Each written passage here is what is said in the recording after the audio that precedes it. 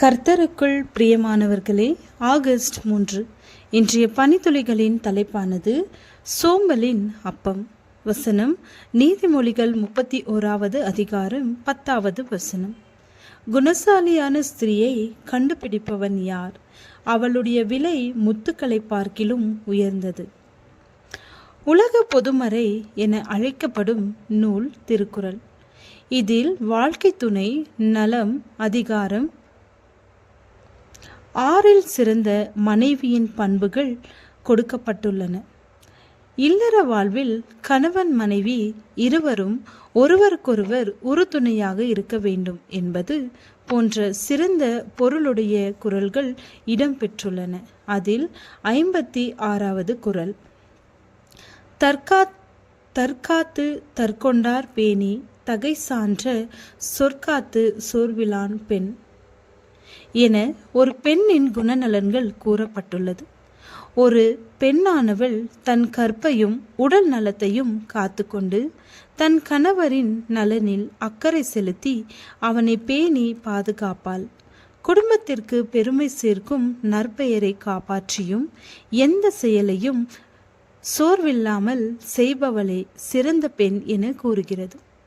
பரிசுத்த வேதாகமத்தில் புகழப்படுகிற பெண், குணசாலியான பெண்ணின் பண்புகள் நீதிமொழிகள் 31வது அதிகாரம் வசனம் 10 31 வரை கூறப்பட்டுள்ளது.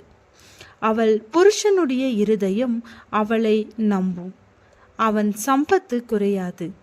அவள் உயிரோடு இருக்கிற நாளெல்லாம் அவனுக்கு தீமையை அல்ல நன்மையையே செய்கிறாள். நீதிமொழிகள் 31வது அதிகாரம் வசனம் 11 12. சௌந்தர்யம் வஞ்சனை உள்ளது, அழகும் வீண். கர்த்தருக்கு பயப்படுகிற ஸ்திரீயே புகழப்படுவாள். அவள் கைகளின் பலனை அவளுக்கு கொடுங்கள்.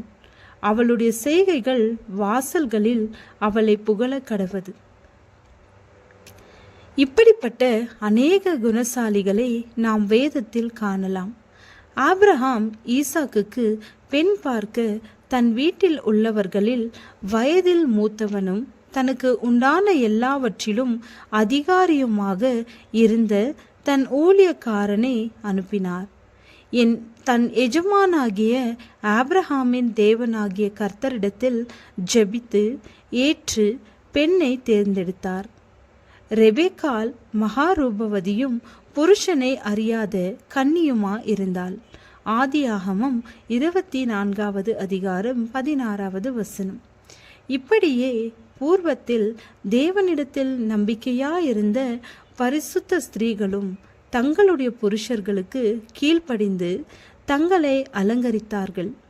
அந்தபடியே சாராள் ஆபிரகாமை ஆண்டவன் என்று சொல்லி அவனுக்கு கீழ்ப்படிந்திருந்தாள். நீங்கள் நன்மை செய்து ஒரு ஆபத்துக்கும் பயப்படாதீர்களானால் அவளுக்கு பிள்ளைகளா இருப்பீர்கள். பெண்களாகிய நாமும் தேவனுக்கு பயந்து சிறந்த பெண்ணின் பண்புகளை தரித்து கொள்வோம். கர்த்தர் நாமத்தை மகிமைப்படுத்துவோம். ஜெபம். தேவனே, நாங்களும் கனி கொடுக்கிற திராட்சை செடிகளாய் காணப்பட உதவி செய்யும். ஆமென்.